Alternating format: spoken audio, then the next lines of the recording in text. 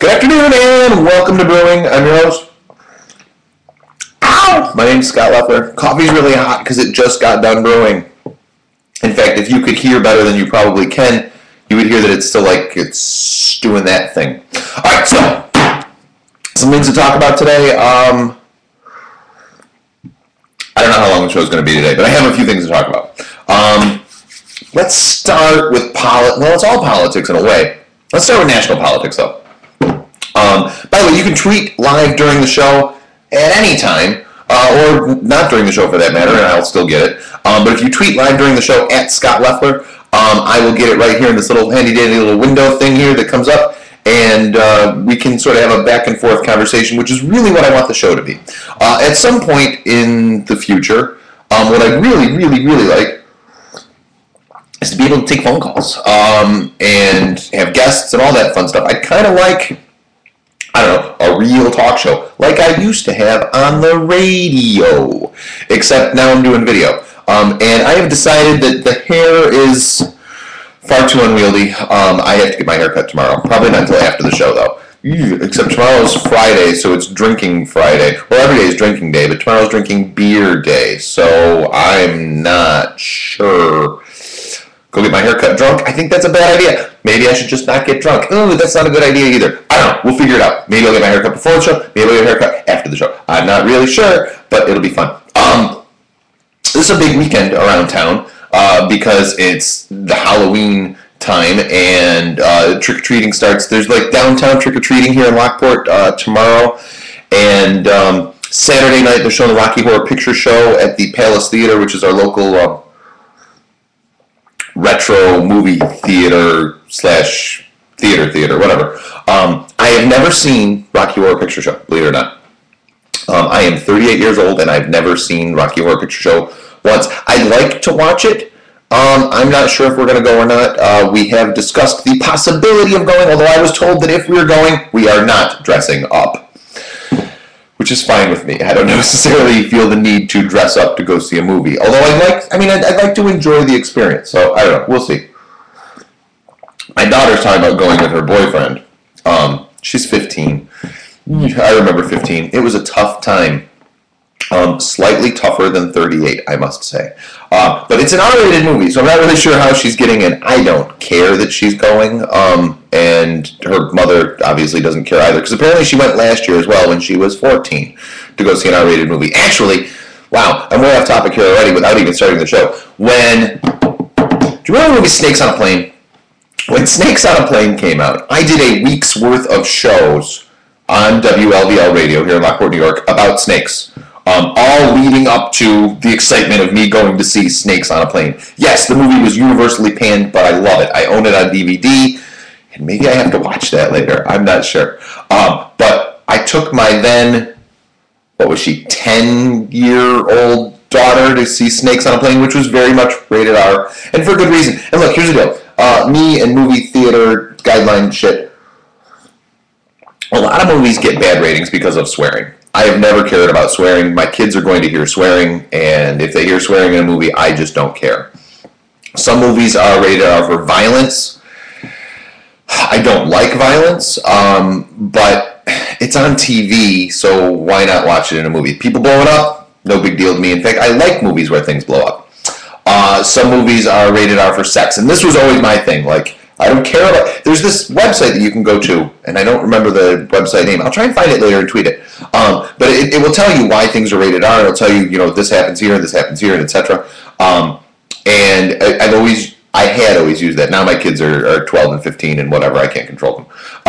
But I always used that as a guideline of like whether or not the kids could see a movie. If it's rated R for swearing and violence, boom, we're watching it. If it's rated R for sex and drugs, not so much. So, yeah, again, I'm now to the point where, like, Dad, we can do whatever the hell we want to do. So, it is what it is. I don't know how all of that started, but there we go. There's my weekend plans. Maybe Rocky Horror Picture Show. Although I was actually invited... We were actually invited to go moonlight bowling, too, which I have not gone bowling in years. So... I don't know. There's that possibility as well. I can always rent Rocky Horror Picture Show and watch it at home, although that's not the experience, right? but I haven't been bowling in so long. Or I could very well just sit at home on my arse and, watch Netflix, which seems to be standard lately. Tomorrow, by the way, prepare for this. Tomorrow is October 26th, 2012. Now, it's Back to the Future Day. You may recall, you may not recall, but you should recall, if we're friends, you probably like Back to the Future. If you appreciate me in any way, shape, or form, you probably like Back to the Future. So, tomorrow is October 26th, 2012. Now, in Back to the Future, they went from October 20th, where were they? They started on November 12th, something or other, right? But they went to October 26th, 1985. Or they were supposed to, but then they went to October 26th, 1955, which is when Doc Brown invented the flux capacitor. So every October 26th, there seems to be this deal where people do their Facebook statuses in Back to the Future form. So tomorrow, if we're Facebook or Twitter friends, if you're following me on Twitter, or if we're friends on Facebook, you will probably see several Back to the Future references. If you don't get them, we're not friends anymore. I'm just saying, that's all there is. By the way, speaking of Facebook, today is an anniversary of sorts. I know, every day is an anniversary with me, right? I'm in love with my calendar, except no, it's a love-hate relationship. And actually, this anniversary is a love-hate relationship. 5 years ago today, I signed up for the Facebook, and at first I hated it. And I signed up, and I'm like, I don't get this, it's stupid. And so I went and I kept using MySpace. And then MySpace annoyed the hell out of me, and I switched over to Facebook, and so I'm still with Facebook. But it's very much a love-hate relationship. Although I was thinking last night, actually, how different my life would be without Facebook. Have you ever considered how different your life would be without Facebook? Now, maybe yours wouldn't. But I'm recently divorced. So, love life and Facebook is kind of, simultaneous. And there's friends that I've reconnected with, there's things that I've done, there's places I've gone, there's people I've met, all because of the Facebook. So think about that today, on my 5-year anniversary with Facebook. I didn't get it anything. I don't know what the gift is for a 5-year anniversary. I think maybe it's just a like. So maybe I'll just like Facebook later, I don't know.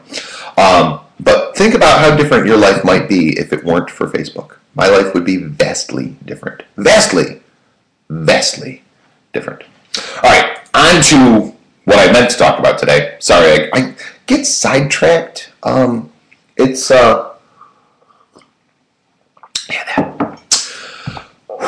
Presidential politics. Barack Obama is the president of our nation. He is the 44th president of the United States, and blah, blah, blah. And he wants to stay in for 4 more years.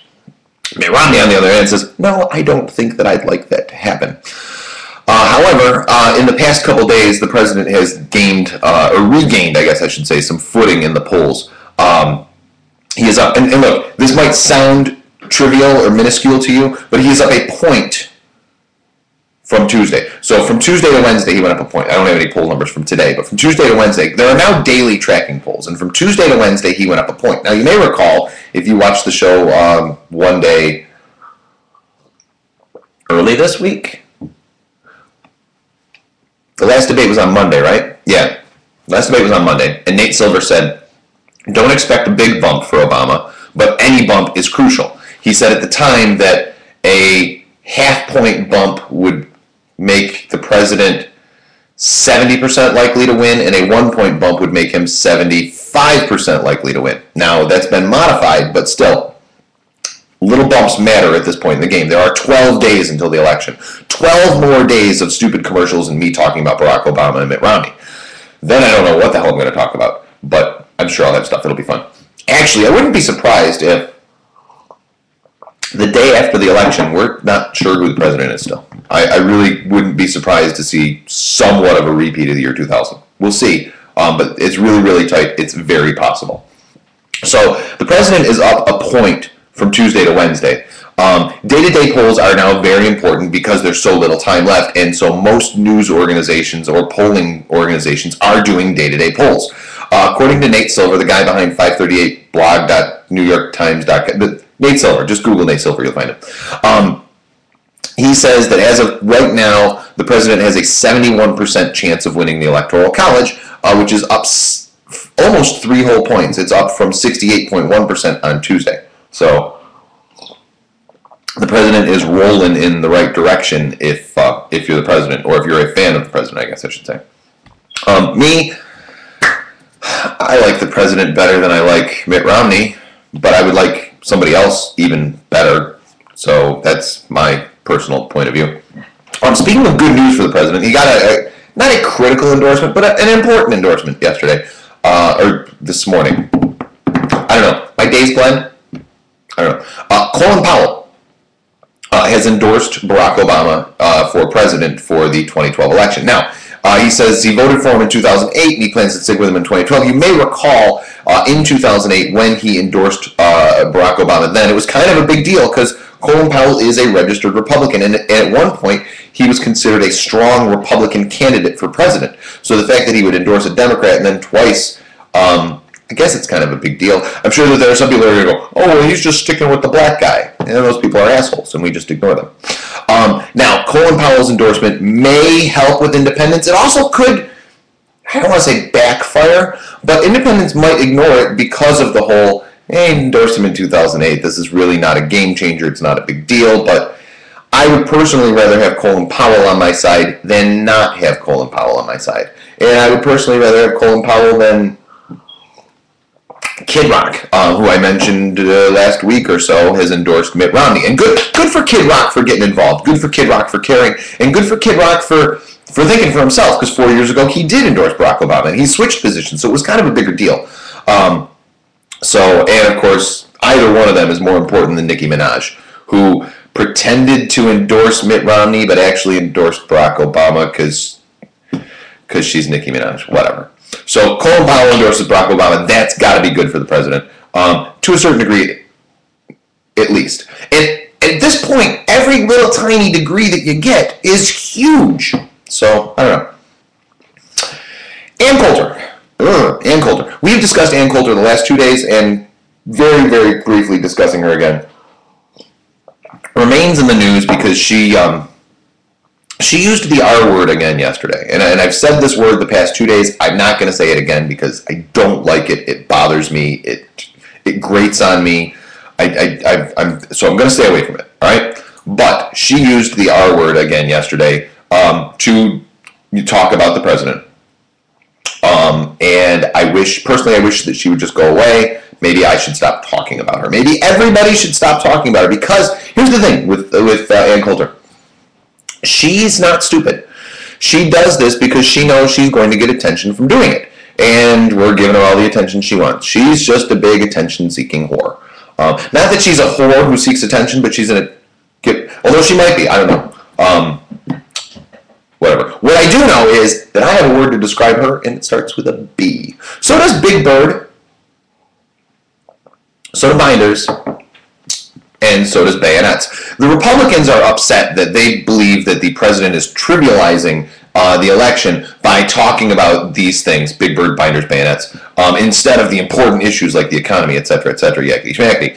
I don't know that I think that's true. Yeah, he's mentioned it lightheartedly. And I don't know, he's just trying to keep it loose. I personally find it kind of funny, but that's just me. That's just my personal point of view.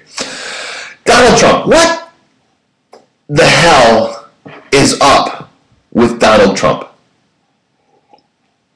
You're watching Brewing, by the way. My name's Scott Leffler. What is the deal with Donald Trump?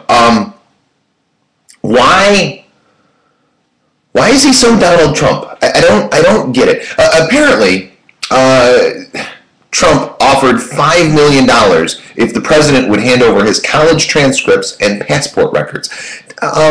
Look, I personally am starting to feel that Donald Trump is just a little bit too interested in the president's personal life. All right, like earlier when he was all, yeah, we want to see the birth certificate because we think he was born in Kenya. Like that was just stupid birther crap, and I got it to a degree because so there are some people in the Republican Party who are still, and they don't understand how stupid they look talking about the fact that the president was born in Kenya. In order for you to believe that the president was born in Kenya, you have to believe, all right, and I hate this, I hate even talking about this, but I'm going to. You have to believe that he was born in Kenya And his parents at that point said, oh my God, we better rush him to Hawaii to pretend that he was born there so that someday he can be president of the United States. This is a conspiracy that pretty much began in the womb,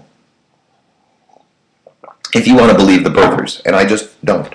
So Donald Trump, birther extraordinaire, whatever. My hair is better than his. As badly as I need a haircut, my hair is still better than his, so I got that going for me. So he's offered $5 million if the president would hand over his college transcripts and passport records. Now you might say to yourself, why would he care about college transcripts and passport records? I don't know. It seems stupid to me. There seems to be a belief, though, that in one of his college transcripts, it will note the fact that his place of origin or birthplace or whatever is Kenya. And there's so it's still basically birther crap. I don't get it. To me, the only thing worse than this birther crap, which is really just racist as far as I'm concerned, like I don't know, it just is. It bothers me. The only thing worse than the birther crap is the people that believe that George W. Bush orchestrated September 11th. I didn't like George W. Bush. I thought he was a really bad president. But I refuse to believe that the man could possibly have been that evil.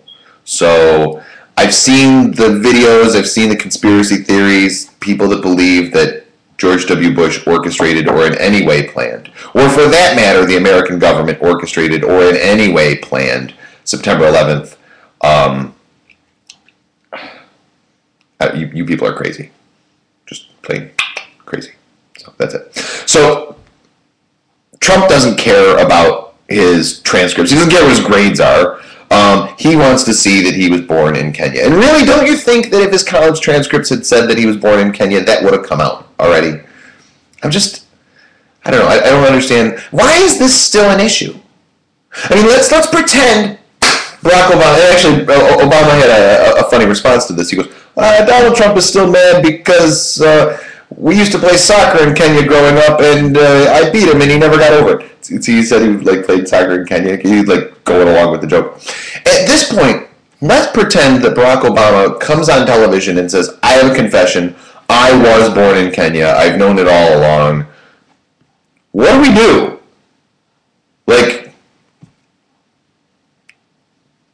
Does John McCain become the president for the next 2 months? Do we undo everything that President Obama is really? Where does this lead? Because I'm not sure that I understand what it is that people want out of this.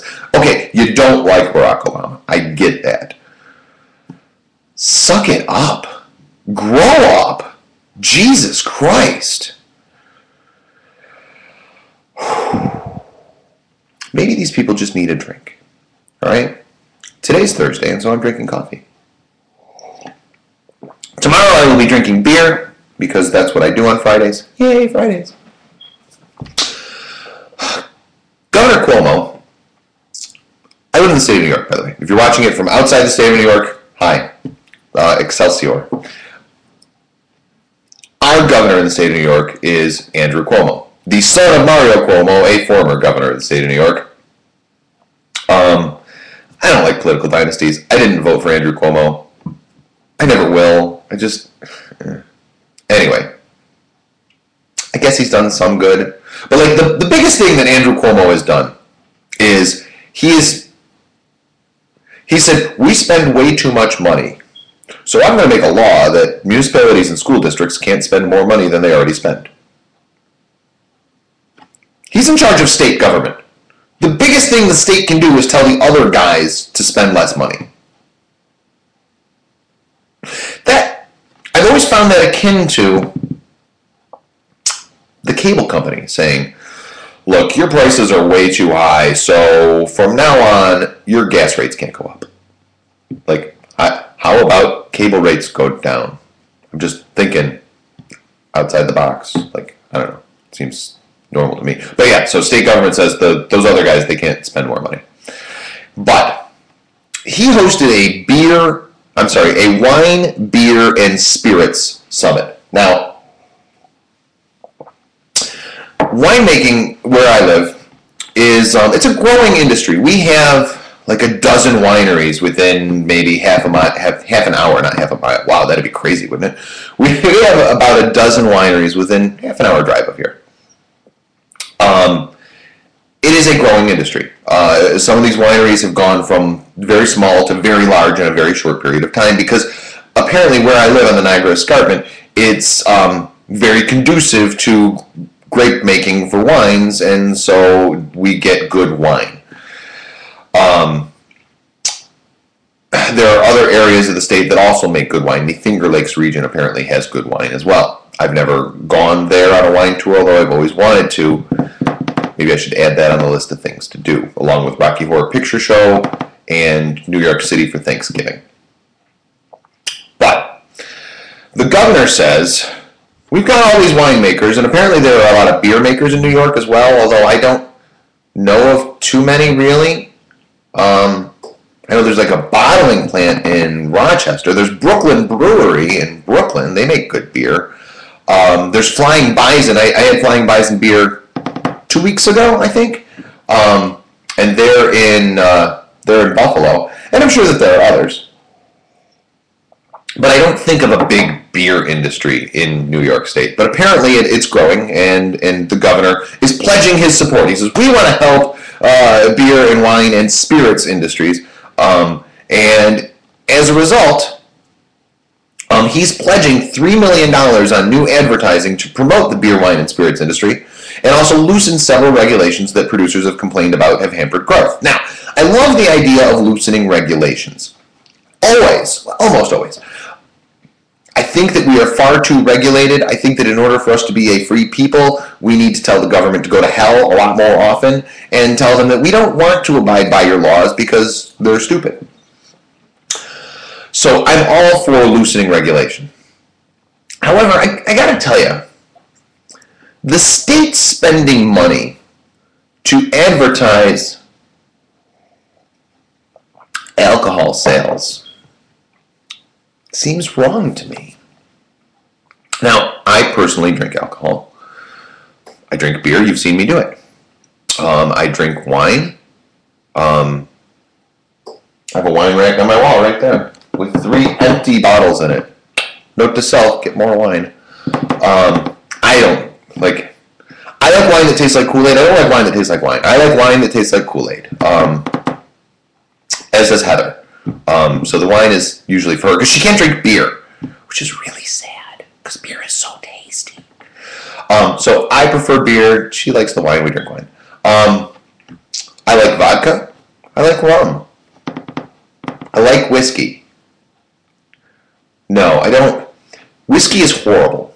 It tastes nasty, but it works. So I'm not some prude who's saying, no, we can't have alcohol. But I don't like state-endorsed alcohol consumption. That seems wrong to me.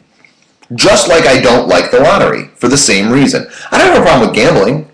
You want to bet your neighbor $1 billion that the Bills win this weekend or don't? I don't care. Cool. Have at it. You want to go to the casino and waste all your money there? Awesome. Although I go to the casino and waste all my money.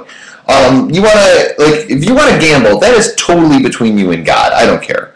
Right? It's not even a religious thing to me either, because churches have bingo, right? Or they used to. Whatever happened to church bingo? Church bingo died when you stopped being able to smoke in church. So, if you want to gamble, that's fine. I don't like state-sponsored gambling. And I don't like state-sponsored promotion of alcohol. To me, it seems wrong. To me, it seems to me like we should not be encouraging people to have vices. All right? If you want to let those vices slide and not penalize them for them, that's cool. In fact, I think that there are too many penalties for vices in general. I think that, extra tax sin taxes are morally wrong. I don't think that the government should get to decide what's good and what's bad. Legal and illegal, sure. Although there's too many laws.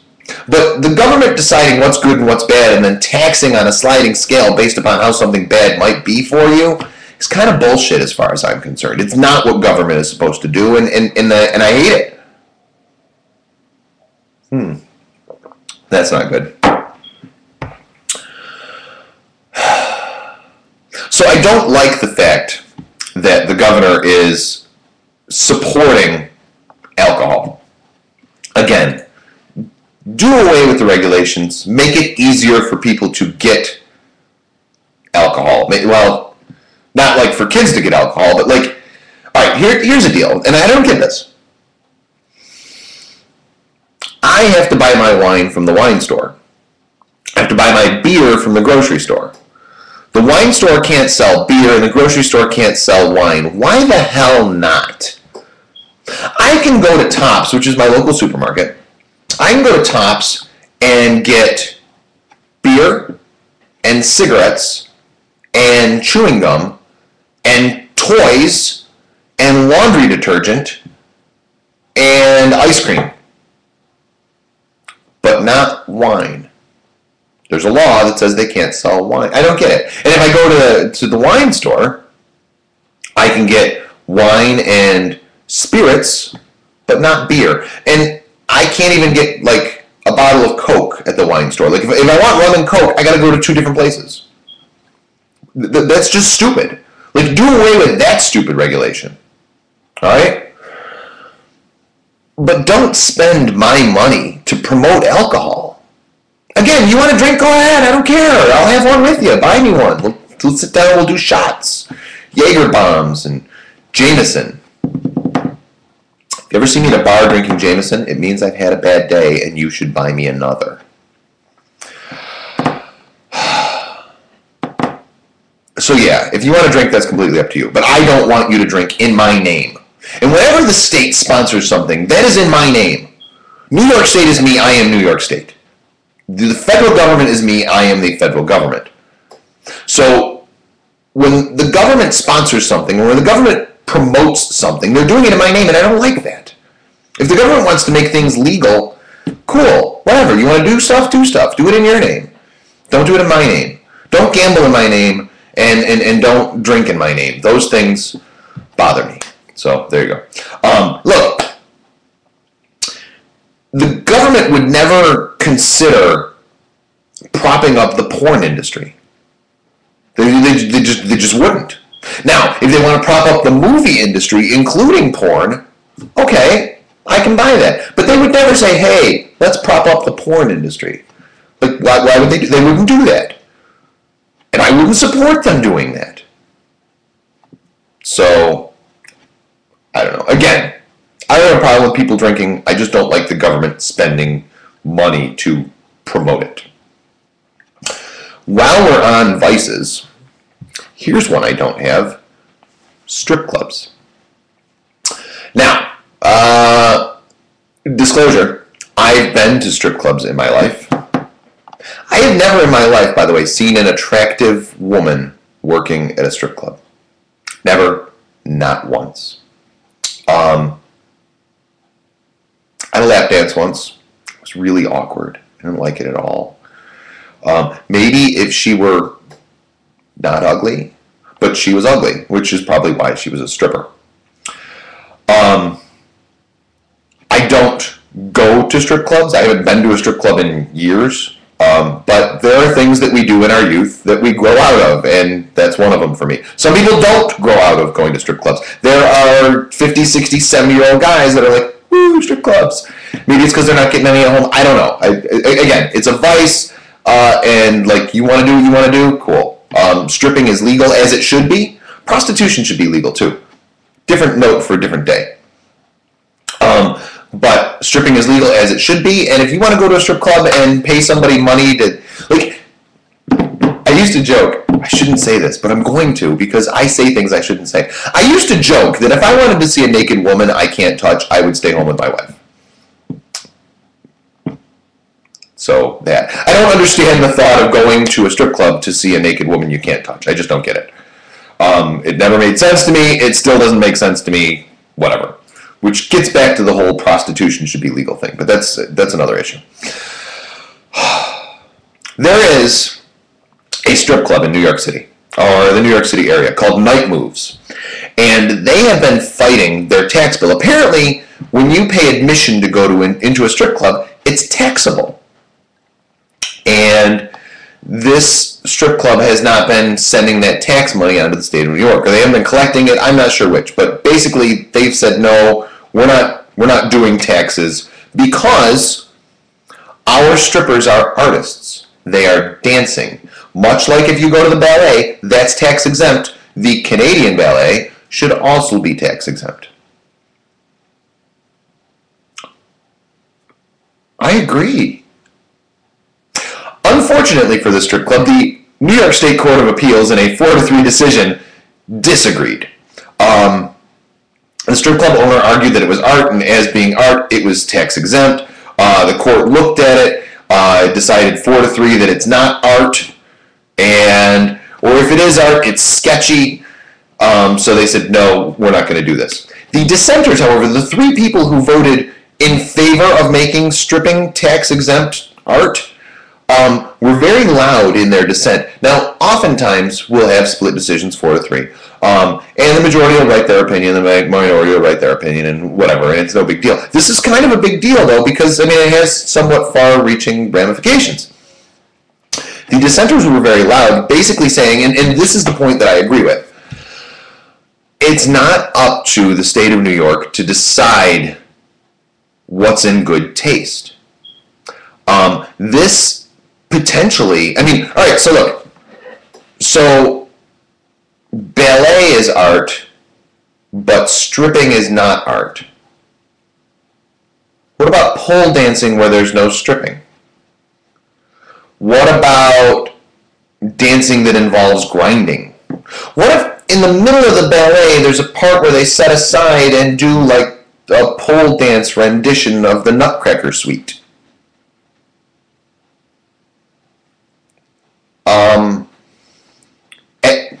It seems to me as though this is all very gray. And rather than make it gray, just make dancing tax exempt. It would be akin to, one of the dissenters said, it would be akin to charging a tax on Hustler, but not on the New Yorker. They're both magazines. Just because one is highbrow and the other one is lowbrow doesn't mean that one should get taxed and one shouldn't. I agree wholeheartedly. It would be, to me, it's akin to saying that a Van Gogh painting is art, but a black and white nude is not because it's distasteful. Or what if the black and white nude is tasteful, but then there's like hardcore porn that's not tasteful? Who gets to decide what's tasteful and what's not? Who gets to decide what's taxed and what's not? To me, this is a very slippery slope, and I expect to hear more about this in the future. I have a friend that works at a strip club. It's kind of interesting. He's a DJ. I don't know. He's the DJ, I'm the rapper. I'm not the rapper, I'm Scott Leffler, and that's going to do it for me for today's show. So, do me a favor, and after the show, send me your tweets. Let me know what you think. Should stripping be tax exempt? Why not? I think more things should be tax exempt than shouldn't. Or what do you think of anything else that I talked about today? Tweet me at Scott Leffler. I will be back tomorrow. Tomorrow's Friday. And I will have a beer instead of coffee. And maybe I'll have a haircut. Or maybe I won't be able to get my haircut until Friday afternoon. I'm not certain. What I am certain of is that I'm Scott Leffler, and you've been watching Brewing here live on Ustream.tv, or maybe you're watching it later on YouTube. Either way, I appreciate it. Thanks. Have a great day.